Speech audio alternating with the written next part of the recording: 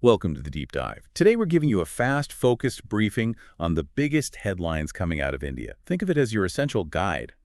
We do the digging, you get the insights. Exactly. We've pulled together the key stories for today, April 23rd, 2025, from multiple sources. Our aim really is to give you a clear, connected picture of what's happening without you feeling swamped by all the noise. Okay, let's dive in. And we have to start with some truly grim news coming out of Jammu and Kashmir, a major terrorist attack in Pahalgam. What are the details? Yes, unfortunately, a terrible incident happened on April 22nd. It was in the Baizaran Meadow area near Pahalgam in the Anantnag district. The latest reports put the death toll at 27 civilians. 27. That's devastating. Who are the victims? It seems they were mostly tourists hailing from Karnataka, Maharashtra, and Gujarat. Tragically, 2 foreign nationals were also killed. The location itself is quite remote. You can mostly only get there on foot or by pony, which seems to have left them very vulnerable. And do we know who's behind this horrific act? Well, a group called the Resistance Front has claimed responsibility. They were widely believed to be, a proxy group for Lashkar-e-Taiba or Lay-Ta. We're still waiting for official confirmation on that front, though. A heartbreaking situation. And the reaction across India, I imagine, has been strong. Absolutely. There's been nationwide outrage, as you'd expect. Union Home Minister Amit Shah went straight to Srinagar to assess things on the ground. And significantly, Prime Minister Modi actually cut short his official visit to Saudi Arabia to return. Wow, cutting short a major foreign trip like that really underlines the seriousness. What else is happening in response? Security has definitely been ramped up across the region. And Air India Express, recognizing people might be hesitant to travel, is offering free cancellations or rescheduling for Srinagar flights up until April 30th. That's a practical step. Yeah. And politically. Condemnations have come from all sides. JP Nadda, the Union Health Minister, was among those expressing condolences and reaffirming the government's zero-tolerance policy towards terrorism. We also heard the incredibly sad news that one of the tourists killed was from Odisha, leaving behind a wife and son. Just awful. And you mentioned the Prime Minister cutting his Saudi visit short. That visit was focused on defense ties, wasn't it? Precisely. It was meant to deepen that strategic partnership. There were even reports of Saudi F-15s escorting his plane, highlighting the level of cooperation. But obviously, this attack forced a pause, particularly on talks about counterterrorism cooperation. The immediate focus had to shift. And investigations into how this could happen. Yes, those are underway. Looking into potential security lapses in that specific area, it's a major focus right now. Such a tragic event. Okay, let's shift focus, though still on a somber note. India has declared state mourning following the passing of Pope Francis. Yes, that's correct. Following Pope Francis's death on April 21st, the Indian government announced 3 days of state mourning. This means the national flag is flying at half-mast on April 22nd, 23rd, and will do so again on the day of the funeral. And official events. All official entertainment and celebratory events have been suspended during this period as a mark of respect. Prime Minister Modi released a statement too, I believe. He did. He expressed deep sorrow and really highlighted what he called the Pope's legacy of compassion, humility, and spiritual courage. He also specifically mentioned the Pope's affection for India and his work for the poor. It feels quite significant for India, a Hindu-majority nation, to declare state mourning for the Pope. What does that tell us? I think it really underscores the deep respect Pope Francis commanded globally and certainly within India, which does have a large and important Catholic community. It reflects his humanitarian impact and the good relationship between India and the Vatican. And the Vatican itself. They've begun their traditional 9-day mourning period, the Novem Vialis, and we expect Indian cardinals will participate in the conclave to elect the next pope. Okay, moving on to a domestic policy change. The Reserve Bank of India has made a significant update regarding bank accounts for minors. Yes, this is quite interesting. New RBI guidelines came out on April 22nd. Basically, minors aged 10 and above can now open and operate savings bank accounts completely independently. Independently. So no guardian involvement needed anymore. That's the key change. Previously, a guardian had to be involved. Now, once a child turns 10, they can manage their own account. Banks do have some discretion, though. Discretion in what sense? They can set their own limits, things like the exact minimum age within that bracket, transaction amounts, maybe specific documentation needed. But the principle of independent operation is established. What's the thinking behind this? Financial literacy. Exactly. Banking experts believe this will help banks acquire customers early, build that loyalty. Might encourage family engagement around finances too, maybe create some cross-selling opportunities down the line. Makes sense from the bank's perspective. And from a broader perspective, the hope is it instills financial discipline and awareness from a young age. It really supports the wider goal of financial inclusion, getting more people comfortable and engaged with the formal banking system early on. Right. Let's switch to sports now. The IPL is in full swing, and there is a big result yesterday. Indeed. Delhi Capitals took on Lucknow Supergiants, LSG, and Delhi came out on top, largely thanks to a standout performance from KL Rahul. KL Rahul playing for Delhi now, right? That must have been interesting against his former team, LSG. It certainly added a layer of intrigue. It was a packed stadium in Lucknow, and those points are crucial for Delhi's playoff hopes. And for LSG, Rishabh Pant leads them. How did he fare? It wasn't LSG's day, unfortunately. Reports suggest Pant struggled a bit, and the loss is definitely disappointing for them. It was apparently quite a tense match, though. Tight bowling, good fielding displays. But Delhi sealed the deal. Yeah, their late middle order really pushed them over the line. Specifically, Axar Patel was instrumental in guiding Delhi to an 8-wicket victory yesterday, April 22nd. And KL Rahul's contribution. He hit 57 not out, a really key innings. And he also crossed the 5,000 IPL run milestone during that knock, though obviously in a losing effort for his team. So, a mixed day for him personally, but a great result for Delhi. Any other takeaways from the match? There was some discussion, some criticism maybe, around Rishabh Pant's tactics and him batting down at number 7. On the bowling front, Mukesh Kumar was excellent for Delhi, taking 4 wickets, which restricted LSG to 159 for 6. Delhi's chase was pretty clinical after that, really boosting their playoff chances. The competition is definitely heating up. Okay, from the cricket pitch to a global issue. Yesterday was Earth Day, and India hosted a major event. That's right. The Save Earth Conclave kicked off yesterday at the Anasi complex in New Delhi.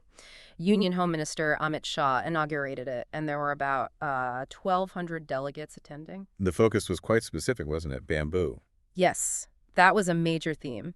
Exploring how bamboo can be used to help mitigate climate change, but also potentially drive economic growth. The overall theme was our power, our planet, emphasizing, collective responsibility. Why bamboo specifically? What's the potential there? Well, it's seen as a really versatile and sustainable resource. It grows fast, and you can use it for so many things: construction, textiles, even energy and handicrafts. So the conclave discussed all these applications. Any other key figures involved? Union Ministers Nitin Gadkari and Bhupender Yadav also spoke, focusing on sustainable development and green innovation. And they also honored 15 pioneers with the India Sustainability Awards 2025. So it's about showcasing India's commitment. Pretty much. Highlighting India's leadership in environmental stewardship and its focus on innovative solutions like bamboo. The idea was also to raise awareness and talk about the policies and tech needed to really harness bamboo's potential. We touched on PM Modi's Saudi visit being cut short earlier due to the Kashmir attack, but there were still some important interactions, weren't there? Yes, even though it was brief, he did hold talks with the Saudi Crown Prince, Mohammed bin Salman. And PM Modi really emphasized the Crown Prince's role as a key partner in strengthening those India-Saudi strategic ties.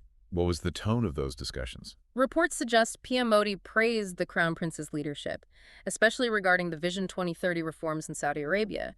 He acknowledged the Crown Prince's personal commitment to closer ties with India. And the areas of cooperation. They highlighted the growing partnership in energy, trade, investment, security, all the key areas. It really underscores that deepening strategic alignment and how central the Crown Prince is to boosting that bilateral relationship on regional and global issues. Good to get that context. Now, back to domestic industry aviation. Air India seems to be making some big moves. Yes, this is quite a development. Air India, now under the Tata Group, is apparently in advanced talks to buy a significant number of wide-body jets from both Boeing and Airbus. Okay, and what's the interesting angle here? Well, it seems a lot of these planes were originally meant for Chinese airlines, but deliveries got held up because of, trade disputes and supply chain problems, so Air India might be stepping in to take them. Seizing an opportunity, perhaps? How many planes are we talking about? The potential order size looks like 30 to 40 jets, possibly even more than 50. It would likely be a mix of Airbus A350s and Boeing 777s. And this fits into their broader strategy. Absolutely. It's part of their big modernization and expansion plan, following that huge record order they placed back in 2023. This could really help them compete internationally and bounce back from the pandemic slump. So a strategic acquisition. Definitely seems like it. Industry watchers are keeping a close eye on this. Maybe something will be finalized around the Paris Air Show in June. The goal for Air India is clearly to grab back market share and position itself as a top international carrier. Getting these jets faster than expected would certainly help. It also shows how geopolitics and trade issues can impact the aviation market, and it could be a boost for Boeing, too. Right, interesting dynamics at play. Unfortunately, we have to return to Jammu and Kashmir, specifically the Ramban district, this time due to natural disasters. Yes, the situation there is very serious. Following intense rain and a cloud burst around April 20th, the district has been hit hard by landslides, mudslides, and flash floods. What's the human cost and damage? Tragically, 3 people have lost their lives, including 2 young brothers. The damage to property is extensive. Reports say over 45 houses are completely destroyed and maybe around 250 other structures are partially damaged. And infrastructure. I heard the main highways affected.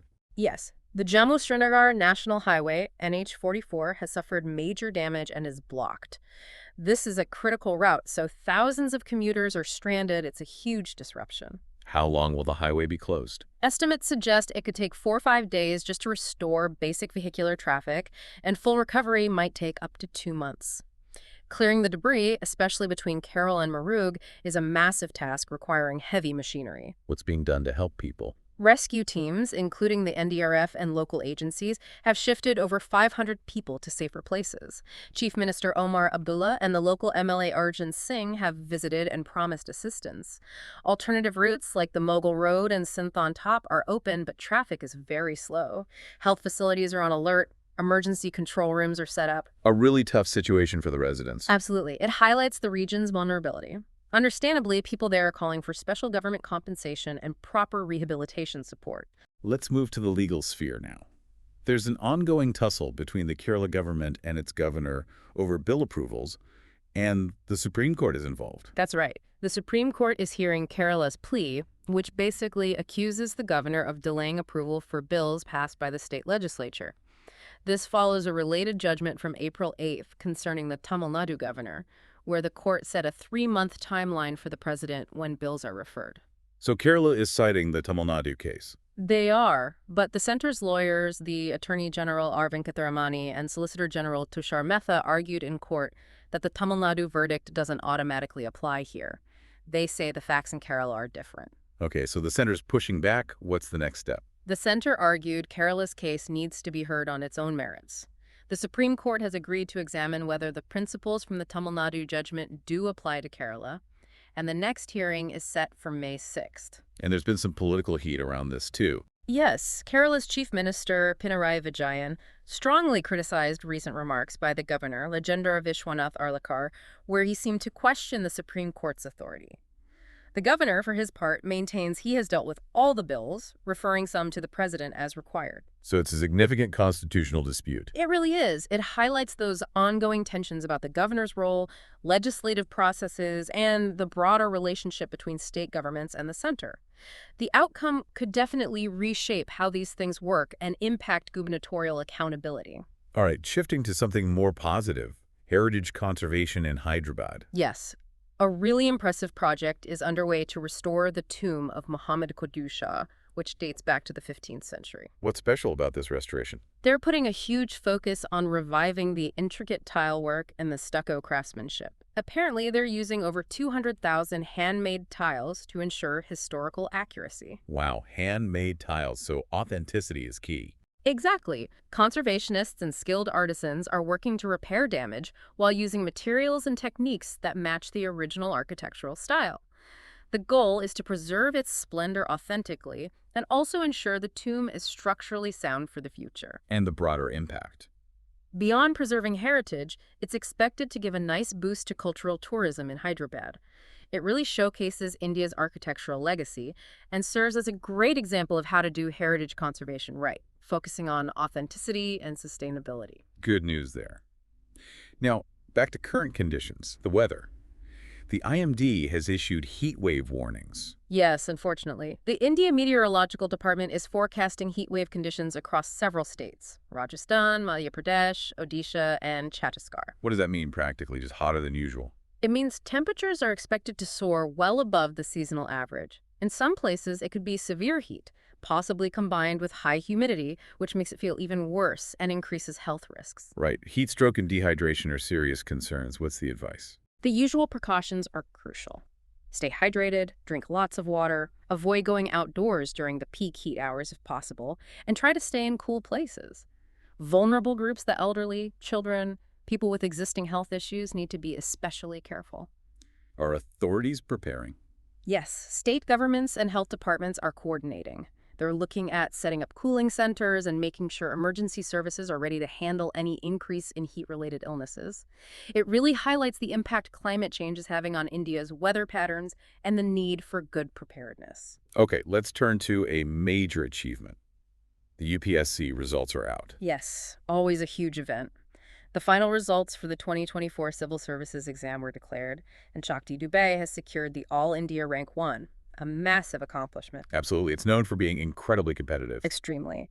And the results showcase talent from diverse backgrounds, often people who've overcome significant challenges. There's been a lot of celebration, lots of praise on social media. And women performed particularly well this year, I heard. That's a big story. Women have dominated the top ranks, securing 4 out of the top 5 positions. It's a fantastic trend. That is impressive.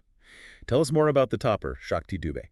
She's a graduate from Delhi University. In interviews, she credited disciplined study and good mentorship for her success. In total, 1,009 candidates have been recommended for various services like IAS, IPS, IFS, etc.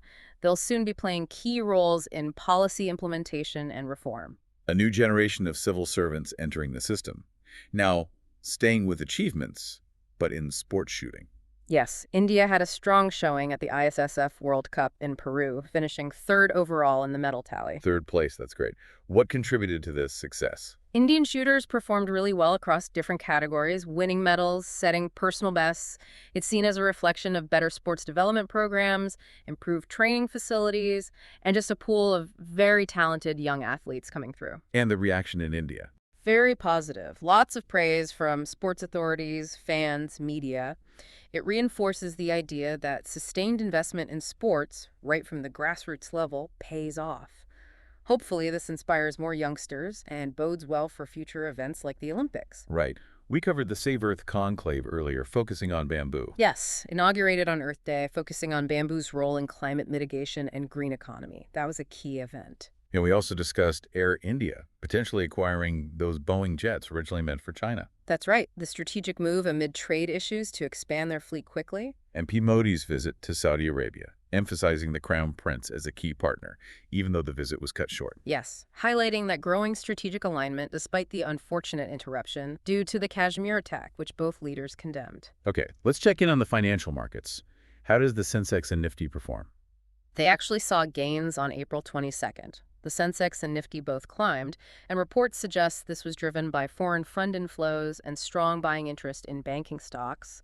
So, confidence in the financial sector, despite other worries. It seems so. Investors appear relatively confident about India's financial sector, even with global economic uncertainties lingering. Analysts do caution about potential volatility, especially with things like upcoming U.S. tariffs, but they also point to India's projected GDP growth of around 6.2% as a positive factor. Interesting. Now, another legal matter before the Supreme Court, the Walk Act. Yes, this concerns the Waqf Amendment Act of 2025. There's an ongoing legal challenge, and the Supreme Court heard the matter on April 17th. The key development was the center assuring the court that no Waqf properties would be denotified before the next hearing, which is scheduled for May 5th. Why is this controversial? The amendments have sparked protests. Critics argue the changes could undermine the rights of minority communities who manage these properties. The court's move to maintain the status quo for now seems aimed at preventing further tension while the legal arguments proceed. Okay. And a policy reversal in Maharashtra regarding language in schools. Yes, this happened on April 22nd. The Maharashtra government withdrew its earlier decision to make Hindi compulsory as the 3rd language in schools. This came after strong opposition and criticism. So what's the policy now? Marathi and English remain the priority languages, and Hindi will now be optional, not compulsory. It addresses some cultural concerns raised by critics, but it has, unsurprisingly, sparked fresh debates about linguistic diversity and national language policy. Always a sensitive issue. Mhm. Now, the Pegasus spyware case is back in the news. The Supreme Court has scheduled a hearing for April 29th to deal with pleas related to the probe into the alleged use of Pegasus spyware. Remind us, what was the core issue there? The allegations were that the spyware was used to surveil activists, journalists, and others, raising serious privacy concerns. The outcome of this hearing could have significant implications for India's cybersecurity policies and, public trust in government surveillance practices. Right, one to watch. Shifting to the corporate world, the Adani Group. Yes, reports on April 22nd highlighted the Adani Group's significant recovery since the allegations made by Hindenburg Research last year. They pointed to strategic investments and market gains as signs of a comeback. So investor confidence is returning. It seems the group's focus on areas like renewable energy and infrastructure has helped rebuild some confidence. However, critics are still calling for greater transparency regarding the group's finances and structure following those initial allegations. Okay. A strange story from Bengaluru involving road rage. Yes, quite a twist in a road rage incident reported on April 22nd. An Indian Air Force officer has now been booked by the police. Initially, accusations were reportedly leveled against the other party involved. So the situation is unclear. It seems complex. The incident apparently involved a violent altercation. It raises questions about accountability, maybe urban stress contributing to such incidents. Police are reviewing CCTV footage to figure out exactly what happened. Right. And some positive industrial news from West Bengal. Yes, the JSW Group has broken ground for a new 1,600 megawatt power plant in West Bengal. This was on April 22nd. This sounds like a significant investment. It is. It's expected to provide a major boost to the state's energy infrastructure and create jobs. It aligns with India's broader energy goals, though like many large infrastructure projects, it will likely face some environmental scrutiny as it progresses. We already touched upon the Supreme Court examining the Tamil Nadu governor verdict's impact on the Kerala case. Yes, that crucial hearing set for May 6th, potentially impacting center-state relations. And finally, something a bit lighter, perhaps, biryani. Chuckles slightly. Yes, believe it or not, biryani's rising valuation is attracting investor interest. Reports on April 22nd noted investors pouring funds into food startups specializing in biryani. Seriously, why biryani? Well, its immense popularity across India is driving innovation in delivery models, branding, and cloud kitchens focused just on biryani. Analysts see it as part of a broader boom in India's food tech sector. The dish itself has huge cultural and apparently economic value now. Biryani index, maybe? Okay, we've covered a huge amount of ground today. From national security crises to economic trends, legal battles, scientific achievements, and even the business of biryani. What are the key takeaways for you? It really paints a picture of a nation grappling with multiple complex issues simultaneously, doesn't it? You have the stark reality of national security concerns, highlighted by the Pahalgam attack. Then there are the geopolitical undercurrents, seen in the Air India deal or the U.S. trade talks. And domestically. Lots of debate, the Kerala governor issue, the Walk Act, the language policy shifts all point to ongoing discussions about governance and rights. Economically, you see volatility with gold prices soaring, but also underlying confidence reflected in the stock market gains. And then there are these moments of national pride, the UPSC results, the sports achievements, ISRO success. It's a real mix, and it makes you think how all these different threads weave together to shape India's path forward, impacting everyone in different ways. Absolutely. They might seem like separate stories, but the connections are there.